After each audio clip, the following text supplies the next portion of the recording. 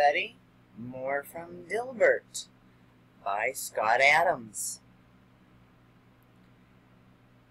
Do we really need moral leadership from the White House? This was posted today.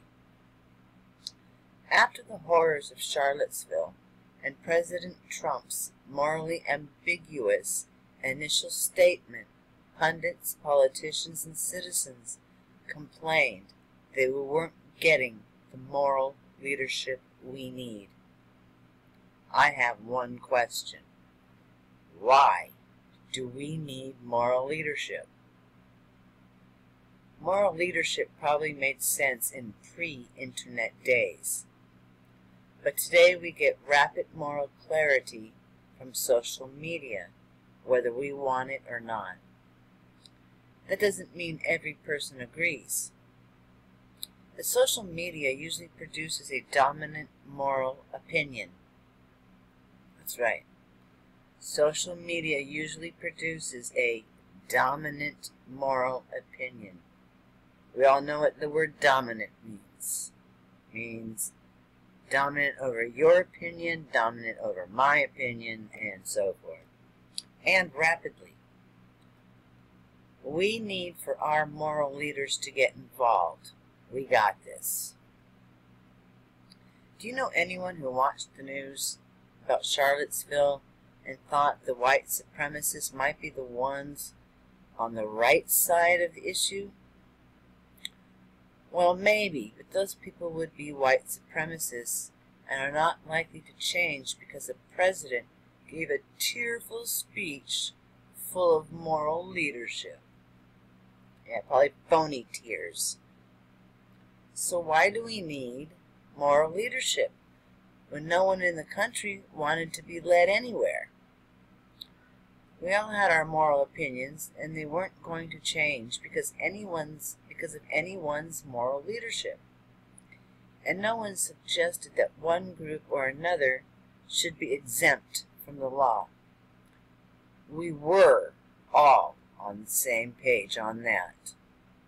It seems to me that people didn't really need moral leadership after Charlottesville. They just wanted it. What they really wanted was a cry point. They wanted a leader to share the emotions they were feeling and to put out a voice to their concerns, but only because it would feel good. In the same way people inexplicably enjoy sad movies that make you cry. Obviously, we want to know our leader is on our side. But that just takes a simple statement. In 2017, social media is all the moral leadership society needs. It's messy and brutal, but it generally gets the right answer and quickly. I have literally never heard anyone ask for moral guidance on events in the news. Most of us recognize evil when we see it, and those who can't recognize evil on their own will not be cured by a leader who shares a good cry with us. Okay. Please explain to me what leader cried with us. Anyways, it's entirely fair to wonder if your leader shares your priorities. And we certainly want to know our leaders view all of us as equal under the law. But we don't really need a leader to tell us Nazis are bad. Social media has that covered. President Trump never promised us moral leadership when he ran for office, and he has been consistent in avoiding it. For example, he prefers leaving abortion decisions to the state. He is anti-drug, but he doesn't lecture us about it. He says he owns a Bible, but he doesn't wave it in our faces. He told us he was no angel, and the evidence supported him. President Trump's moral leadership seems to be limited to creating jobs, keeping citizens safe, and other practical matters, and I totally disagree with that statement. Sorry. We're on our own for the philosophical determinations of good and evil. Is that a good thing? I remind you again that Charlottesville was a weirdly unifying event. No serious person on the left or the right disagreed on the moral dimension.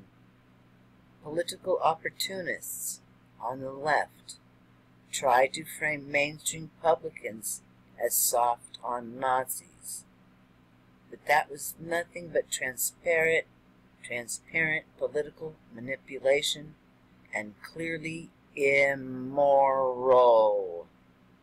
See how easy it is to spot immorality? No leadership required. The only thing required is that people use their damn brains. You know that thing in between your ears? Yeah, that thing. And try using both sides. When critics of President Trump said he did not provide moral leadership on Charlottesville, I agree. His initial statement was tone-deaf and politically radioactive. But ask yourself, who needed moral clarity on Nazis? You don't need a leader to take you where you already are. I won't go so far as to say social media is the best moral conscience for the country, because it's not. It's not. I'm simply saying it is our moral consciousness, and no future politician is likely to take its job. You can demand moral leadership from your president, but what you are asking for is no longer a thing. We already took moral responsibility from our leaders and invested it in social media. If we unified condemnation of Nazis and other racists in Charlottesville is any guide, we're in good hands. Alright. So, do we need moral leadership? I'm going to say no. I'm going to say no. Morals come from individuals, okay? And presidents and anybody in politics, they lack morals. They were not born with morals. They don't even know what the word means, okay? The only people who knows what moral means are us, we the people. So, I will rely on my own morals. And I think that's what's best for me. So, in my opinion, do we need moral leadership? My personal answer would be 50-50. Alright? 50-50.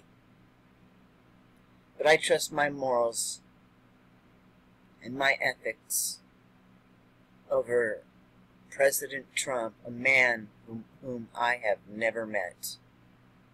Alright? A lot of good people out there with great morals. And you should be proud. Alright? I didn't need a leader to give me my morals. It's just doing the right thing and being a good person and respecting each other and not hurting each other. Alright? Especially respect. Especially when people disagree with each other. It's okay to disagree with each other. We don't need a leader to come in and referee. Alright? Most of us here on YouTube, I will not say all of us, okay, because that would be a lie, but most of us on YouTube or whatever social network, most people nowadays do exercise morality. So we don't need a leader to tell us how to be moral.